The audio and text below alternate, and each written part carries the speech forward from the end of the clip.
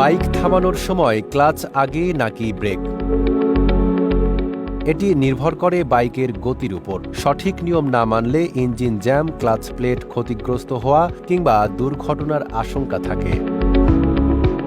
ক্লাচের কাজ: clutch gearbox থেকে চাকা বিচ্ছিন্ন করে, ফলে গিয়ার পরিবর্তন বা বাইক থামানো সহজ হয়। তবে ভুলভাবে ক্লাচ ব্যবহারে ইঞ্জিন ও ট্রান্সমিশনে ক্ষতি হয়। বাইক থামানোর সঠিক নিয়ম: কম গতিতে আগে ক্লাচ চাপুন, তারপর ব্রেক চাপুন। এতে ইঞ্জিন বন্ধ হবে না এবং গিয়ারে বাড়তি চাপ পড়বে না।